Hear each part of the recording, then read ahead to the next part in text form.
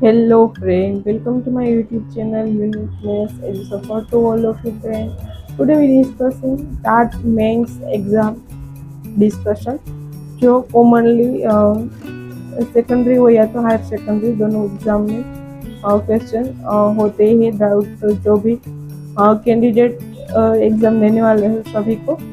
और उसमें मेनली हम जब प्रिपरेशन करते हैं ना तब प्रिपरेशन का जो सब्जेक्ट होता है वो तो करते ही है, साथ साथ में सारे और क्वेश्चन भी दिमाग में आता है। बट उसका सॉल्यूशन जब तक हम उसका डिस्कशन नहीं करते ना तब तक नहीं होता है।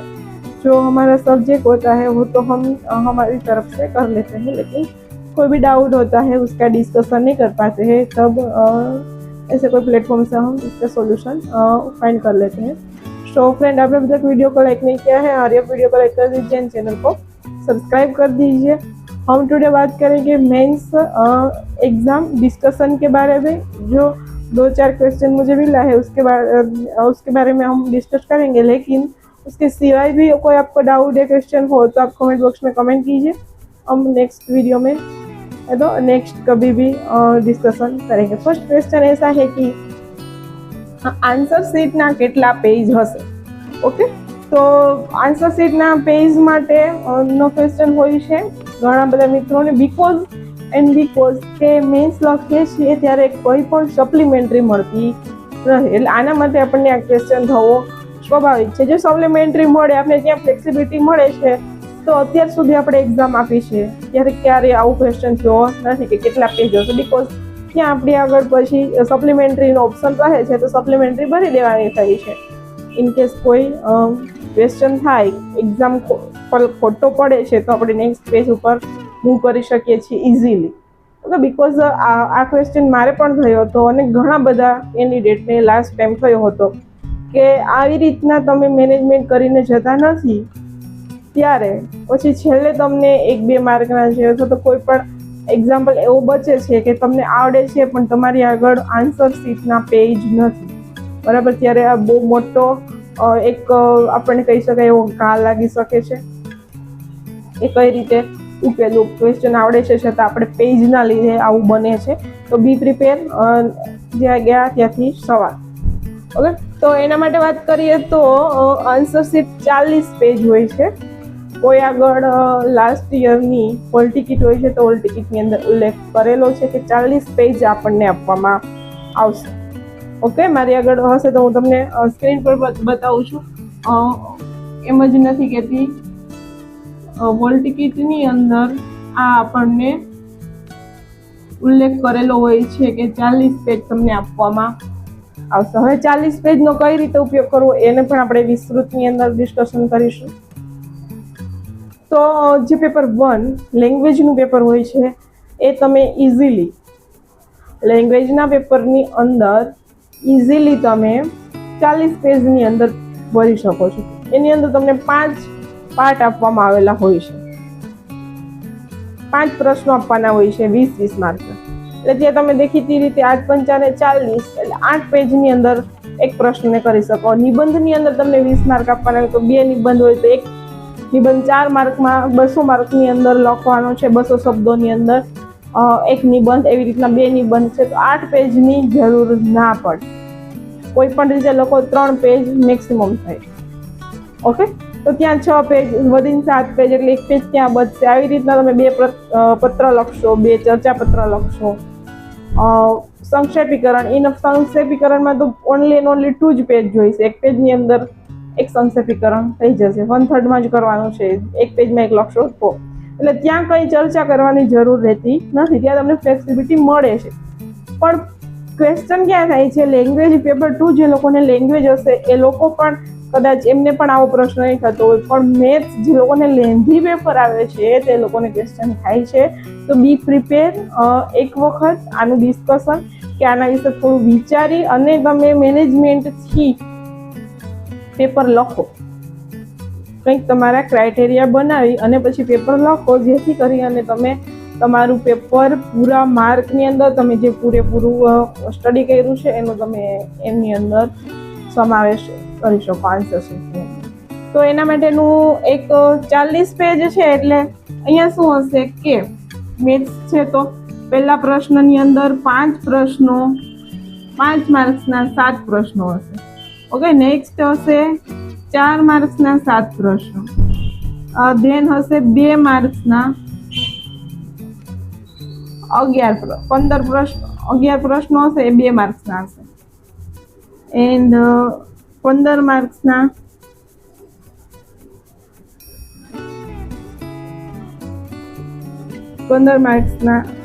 1 માર્ક્સના 15 પ્રશ્નો હશે.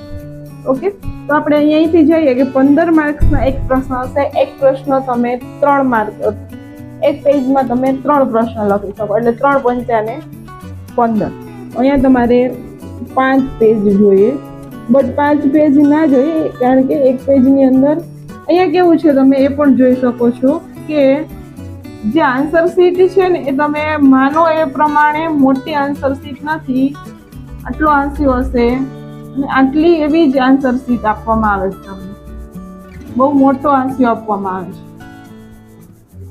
આ ભાગ તમારો વધારે નીકળી જાય છે અને આટલાની અંદર જ તમારે પરફોર્મ કરવાનું છે.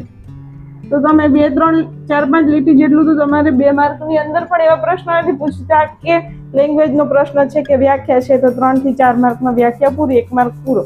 એટલે 1 માર્કની અંદર પણ લેન્ધી પૂછે છે, પણ અહીંયા કેવું છે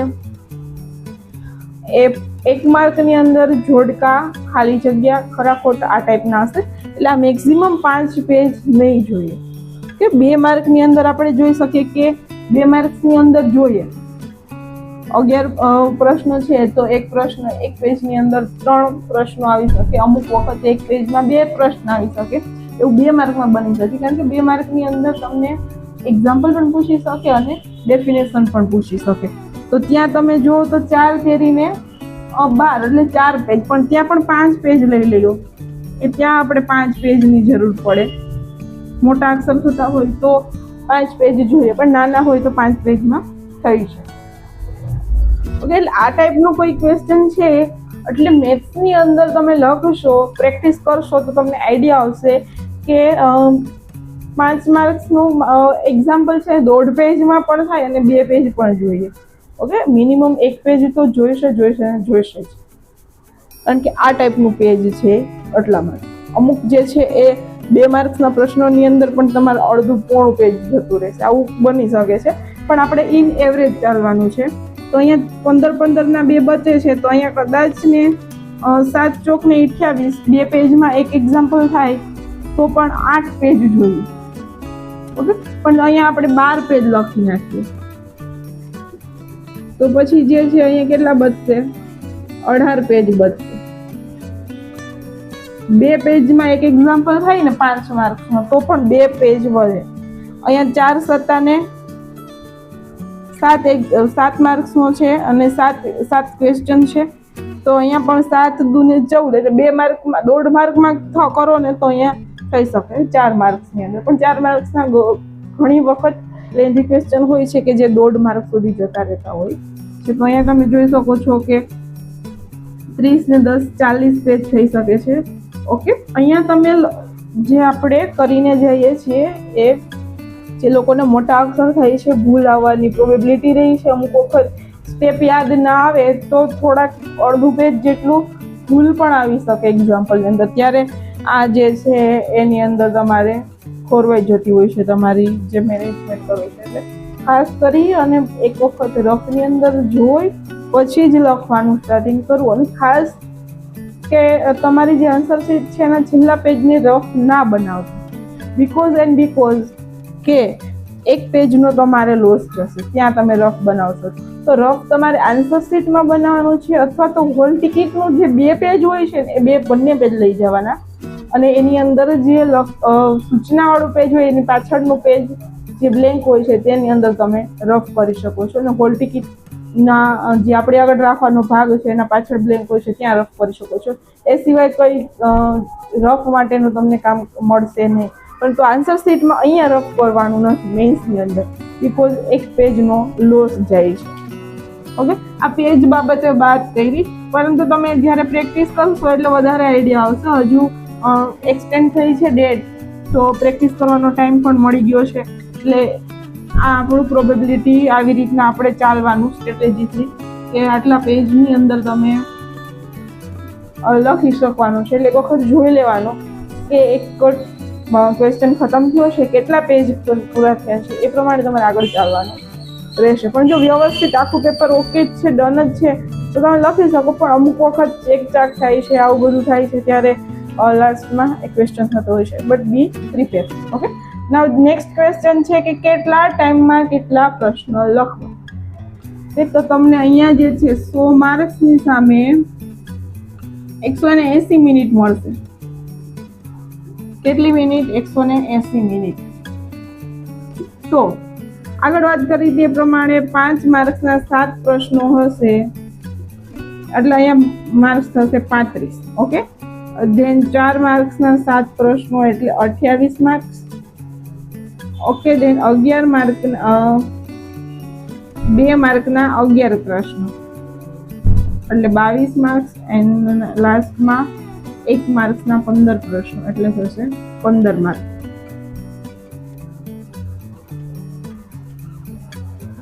ઓકે, તો અહીંયા જોઈ શકાય એવું છે કે આ બંને મળી અને કેટલા માર્ક થઈ છે? 37 અને અહીંયા 35.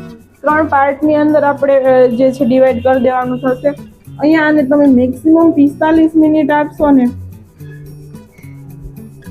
તો 4 માર્ક્સનો જે પણ પાર્ટ હશે ને કમ્પ્લીટ થઈ જશે. ના થાય તો પણ આપણે મારી તોડી અને ટાઈમ મેનેજ કરી અને ચાલવાનું છે. પછી ભાઈ જો આ જે છે 5 માર્ક્સના પ્રશ્નો છે, એટલે એની અંદર એક સ્ટેપ યાદ કરવામાં કે પછી થોડુંક એ ટાઈમ લે, તો એની અંદર તમે 1 કલાક અને 10 મિનિટનો સમય આપી શકો છો.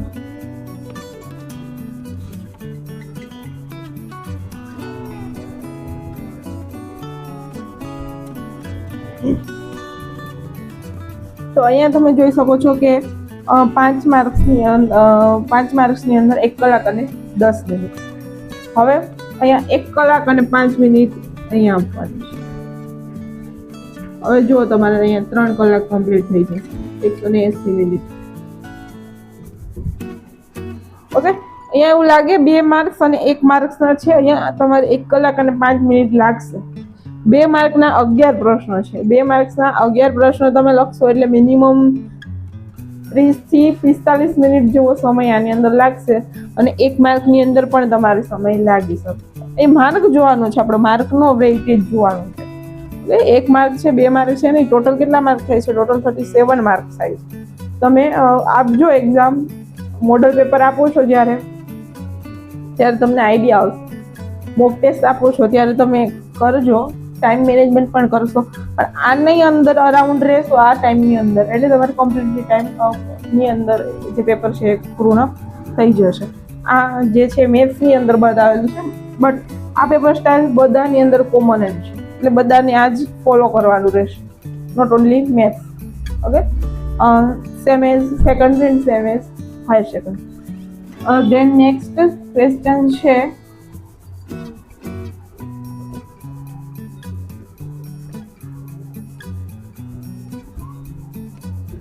કેલ્ક્યુલેટરની ફ્લેક્સિબિલિટી મળશે. તો હા, કેલ્ક્યુલેટર મળશે, પણ કોને કોને મળશે? કે જેમને ગાણિતિક એક્ઝામ્પલ આવે છે એવા સબ્જેક્ટ લાઈક મેથ્સ, ફિઝિક્સ,